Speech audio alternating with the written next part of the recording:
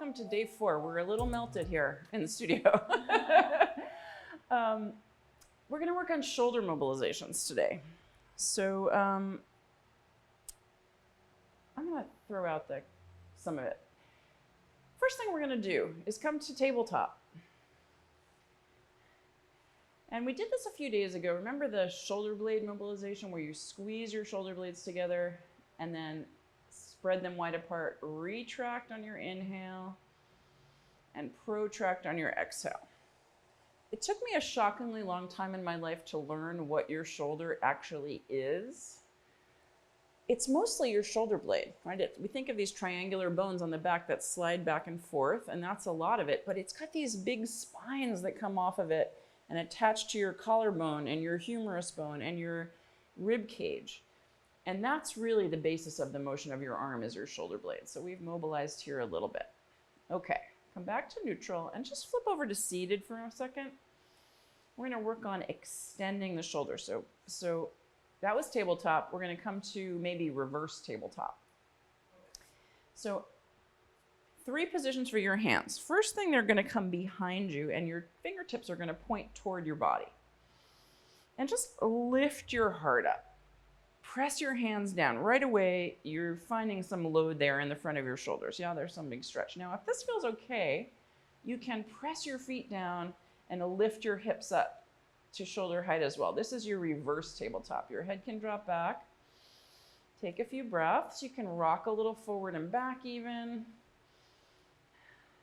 Or you can stay seated to do this. If this is too much, then just stay seated and keep that extension. All right, and then release it. Now you're going to turn your hands out to the sides, fingertips away from each other. And same thing, first load the extension of your spine and your shoulders. If that feels okay, you can put some weight into your feet and lift your hips up. Load that extension. 3, 2, and slowly come on back down. And then third variation is your fingertips face away from you. And if any of these don't feel good, do the ones that do feel good. So find the extension here. Most challenging one, if this feels okay, you can start to load into the arms by lifting your hips up off the floor. 3, root your feet. 2, and slowly come on down. Awesome. All right. Come on up to standing. We're trying to keep this to 20 minutes today, so we're going chop chop. So building on what we've learned before, coming into warrior 1, right foot forward, left foot back, and find your foot variations, right? Your back foot's at 45 degrees, your hips are squaring to the front of the room. Now we learned eagle arms also yesterday, so we're going to wrap eagle arms. Your left elbow is, actually no, let's bring the right elbow under. How's it? See which side feels better to you. The right elbow under feels better, yeah. So same side as forward leg. Right arm under. You can take that bind or just grab your opposite shoulder, either way. We're rotating the shoulders internally. So just take a couple breaths here. Now find your feet, really press your feet down and lift your elbows and lift your heart up a little bit of a tiny back bend here. And keeping that bind, start to fold forward at your hips. You're going to drop your elbows down inside that right knee. This is humble warrior. You don't have to go as far down as Pamela does. And you can bring your feet wider side to side to make more room for yourself if you want. Just scoop that right hip underneath you. 3, it's a nice stretch into your mid-back. 2, slowly roll yourself back up to standing, keeping the bind if you can. If you can't, it's okay. Now we're going to pivot open to warrior 2.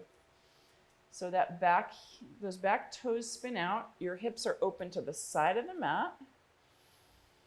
3, 2, release the arm bind. Turn all your toes to face the side of the mat.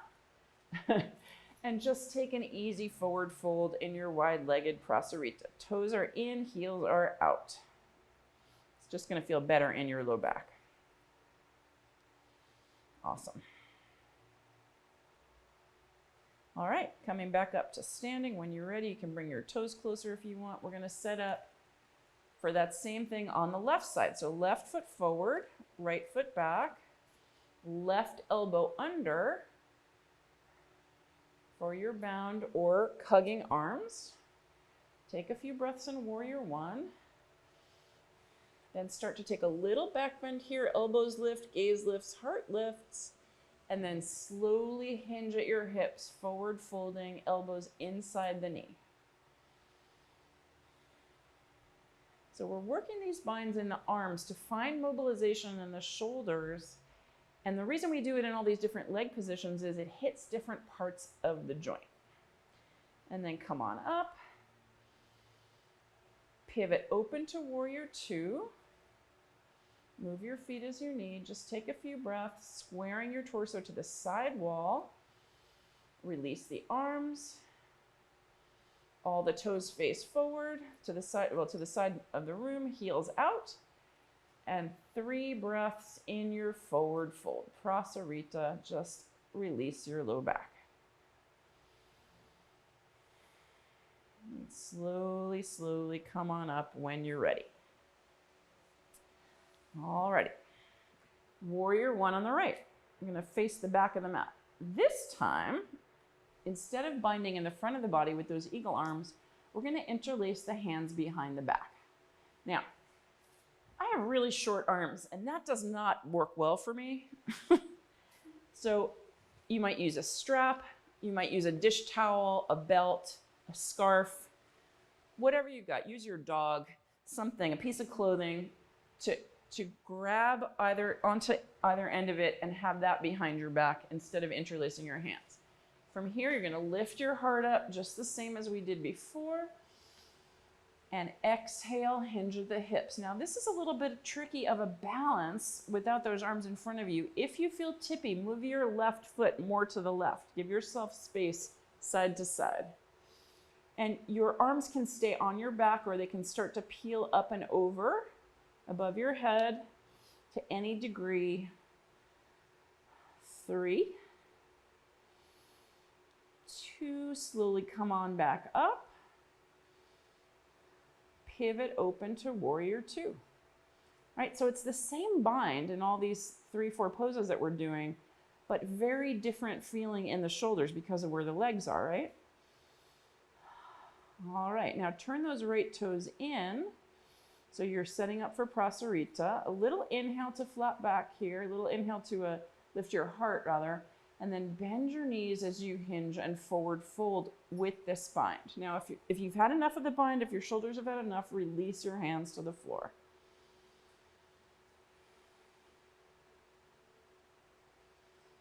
Three, 2, now release your hands and take a breath or two and slowly come on up. Left toes forward, warrior one. Warrior one legs. Find your bind behind you. Grab your strap. Just take a few breaths here, squaring your hips, and then lift your heart up. So much leg strength here to support this back bend. And then exhale, hinge forward at the hips. Drop your shoulder inside the front knee. If you're feeling tippy, you can always put that back foot up against something. That will keep you a little more stable. Head is hanging. Let that sucker go. And then slowly come on back up. Peel open to warrior two. You can rearrange your feet as you need to. Fingertips are dropping down behind, so you get that beautiful opening across your chest. You're squeezing in between your shoulder blades and under your shoulder blades to get this to happen. And then the left toes will turn in. All the toes turn in. A little inhale to a bit of a back bend. And bend your knees as you forward fold. Bound Prasarita. You can release the bind whenever you've had enough. 3,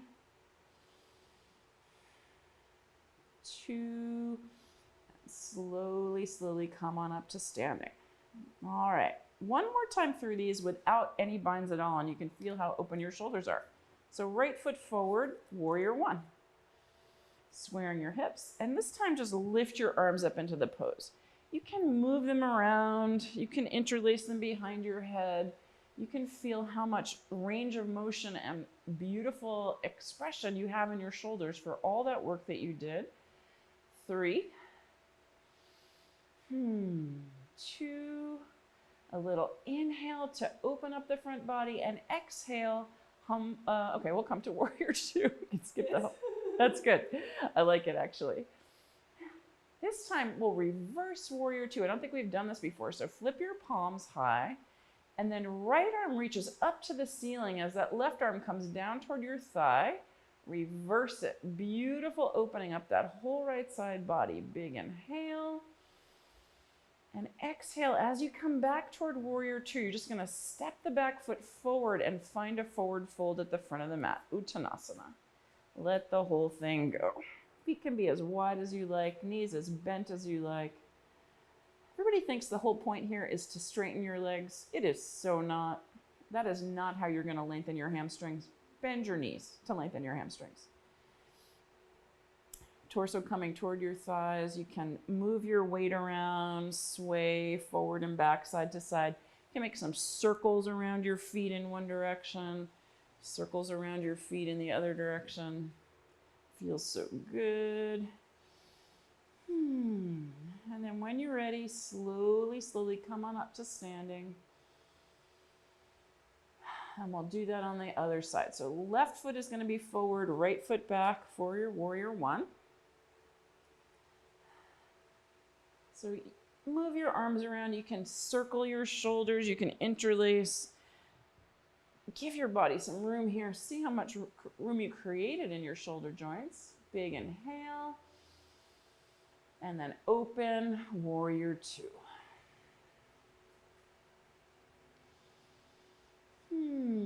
Flip the palms up. Reverse. You can put that right arm on your thigh or wrap it around behind you. All good. 3. 2. And as you come up through warrior 2, just step forward to your forward fold at the front of the mat. Shake out your head. So good. Alrighty, and then come on up to standing. We'll do one more arm bind because we have a little more time than I thought. Do you need a strap for Gomukhasana? Yes. Okay. So, okay. So, one arm, take your right arm, you're going to reach it up alongside your head and then bend it back. So your hand comes between your shoulder blades. Your right arm, your left arm rather, is going to internally rotate and put the back of your hand up your back. Maybe, just maybe, you can grab your fingertips or interlace your hands. Not too many of us can. I can't get within a mile of that thing right there. If you can't, grab a strap, grab a dish towel, grab a shirt, whatever it is. You can also just grab your own shirt wherever your hands land. Find that bind. 3, tuck your tailbone under, keep your ribs in. 2, and slowly release. So there's a pose where we do a similar twisty leg thing, but we're not going to do that today. Other side, left arm is up, elbow is up. So that's an external rotation of the lifted arm, a deep internal rotation of the right arm behind you. You're getting the back of your right hand onto the back, and then walking it up between your shoulder blades. Tailbone tucks, ribs tuck. Take some deep breaths wherever you've got. Now, if you tried to do this before we did all those poses we just did, it would not look like this. It would be much farther away because we already mobilized a lot of those tissues. Cow face arms is the translation of this. It's because you have such a serene face when you do it, not, contorted face. No. All right, release when you're ready for that. Okay, and then let's come down onto the belly. Come down onto your belly on the floor. Arms beside you. Give your shoulders a little bit of love for a moment. Head to one side. Now you might want, now that I've told you to come down the floor, you might want a pillow or a block for this next pose. I don't know what the Sanskrit name of this pose is. It's probably about 87 syllables long. Here at B, we call it Jackie's pose, after our fearless leader, Jackie. So to come into Jackie's pose, you're going to bring your arms out to a T. Arms out, palms down on either side of you. Pamela's left cheek is down, so we'll start on that. From here, you're going to bring your right hand a little bit closer to your body and use that to help push you up onto your left side. Your right leg is going to come up and over behind you. Now, if this feels terrible in your left shoulder, bring the arm closer to your body. Bring it down toward your hip. If that right hip is feeling like, wow, that's a whole freaking lot, get a pillow underneath your right shin. Get some support under the leg so you're not going so far. You can always bend the right knee and put that foot flat on the floor as well. It's not quite as restful. It actually works into different things. This is a nice variation. But if you're doing that because you can't extend the leg, go get a pillow or something. Lay it on your partner, lay it on your dog. And then the right arm can go wherever it wants to go. It can wrap around behind you. It can extend in front of you or stay right there like a little kickstand. And the job here is just to relax. You're using body weight to open up the front of that left shoulder. Your right hip is also getting a huge stretch, your low back. If you're feeling like you're holding on for dear life, see what you can release. Let gravity do the work. You don't need to do anything here. You just need to sort of fall down into the floor a little bit more with each exhale. Sigh it out. Lengthen your exhales. Take a pause after your exhale. We've been so busy working hard on teaching you all the poses through this series that we haven't spending a lot of time on how to do the work of relaxation. So here's your chance to use what you know about how to down-regulate yourself, how to ease into the floor, let your body be, nothing to do, nothing to fix, just melting into the floor. All right, now you're going to come back to center very slowly with some love for that shoulder behind you. You can pick a little weight up off of it as you come back to center. Just come to neutral and hang there for a moment. Shimmy your hips around. Let your spine get used to neutral again. And when you're ready, arms back to your T. This time your right cheek will be down. Left hand comes a little closer to you to help you roll up onto your right side body. And left leg comes up and over behind. Just give a little notice to your alignment on the floor. Your right ankle, knee, hip, and shoulder and ear are more or less in a line. Not completely, your ear might be a little off, but your shoulder, hip, and ankle want to be mostly in a straight line. Could be a very different scenario on this side. Our hips are not symmetrical, our shoulders are not symmetrical. And just keep letting more body weight sink. We hold ourselves up out of the floor. We're guarded, we're protected. If it's okay with your joints, you can, if it's not okay with your joints to release, adjust the pose so it is okay, and then just keep sinking a little more weight into the floor. You might find that that hip has layer upon layer upon layer of holding, right? There's what you did today and what you did yesterday and the patterns you've had for the last 4 months and the patterns you've had for the last 4 years and the sport you did as a kid and the time you broke your leg. It's all there. So maybe you can sink down through the first few layers of the last few weeks or months in one pose.